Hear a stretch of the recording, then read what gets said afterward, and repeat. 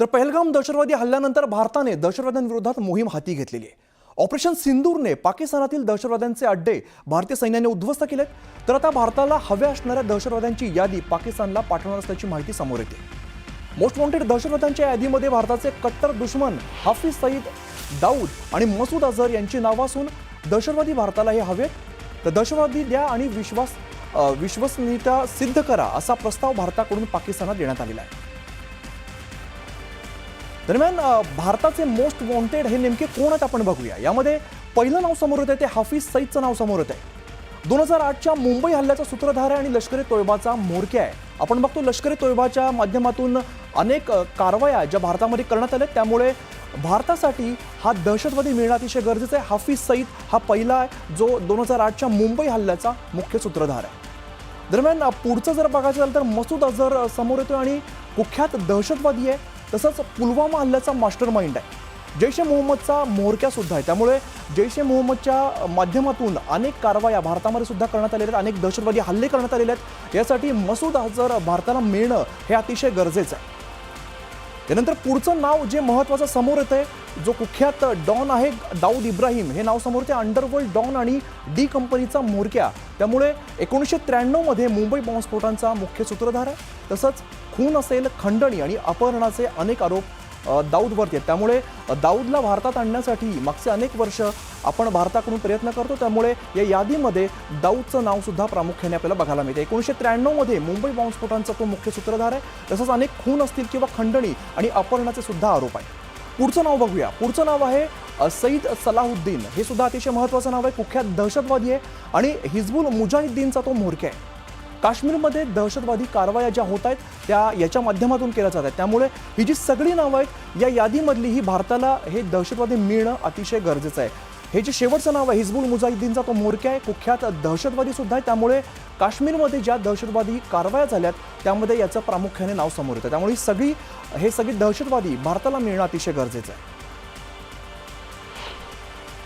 लष्कर ए तोयबा, जैश ए मोहम्मद आणि हिजबुल मुजाहिदचे दहशतवादी आहेत आणि भारताची इच्छा आहे की या सगळ्या दहशतवाद्यांना पाकिस्तानने भारताला हँडओव्हर करावं, ज्यामुळे भारत ज्यांना शिक्षा देऊ शकेल। तर यामध्ये कोण कोण आहे, तर याच्यामध्ये अर्थातच मौलाना मसूद अझहर आहे, याच्यामध्ये दाऊद इब्राहिम आहे, याच्यामध्ये आपला हाफिज सईद आहे की जे ज्या मोठ्या वेगवेगळ्या दहशतवादी गटांचे नेते होते। पाकिस्तान त्यांना हँडओव्हर करेल का, तर ती शक्यता अजिबात नाही, कारण जे दहशतवादी आहे त्यांना पाकिस्तान स्ट्रॅटेजिक ॲसेट समजतो, म्हणजे पाकिस्तानकरता ते VIP आहेत। तर भारताच्या हल्ल्यामध्ये झालेलं नुकसान लपवण्याचा प्रयत्न पाकिस्तानने अनेक वेळा केलेला आहे, मात्र आता भारताच्या कारवाईची कबुली पाकिस्तानचे पंतप्रधान शहबाज शरीफ यांनी दिलेली आहे। 9 आणि 10 मेच्या रात्री 2:30 वाजता लष्कर प्रमुख असीम मुनीर यांनी मला फोन केला आणि भारताने हवाई हल्ला केल्याचं सांगितलं। भारताच्या क्षेपणास्त्रांनी नूर खान एअरबेस आणि इतर भागात हल्ला केल्याची कबुली सुद्धा त्यांनी दिलेली आहे। हल्ल्याच्या 8 दिवसानंतर पाकिस्तानचे पंतप्रधान शहबाज शरीफ यांनी भारताने हे एअरबेस नष्ट केल्याचं मान्य केलेलं आहे, त्यामुळे ऑपरेशन सिंदूरमुळे पाकिस्तानमध्ये झालेल्या नुकसानाची कबुली खुद्द शरीफ यांनी दिली आहे।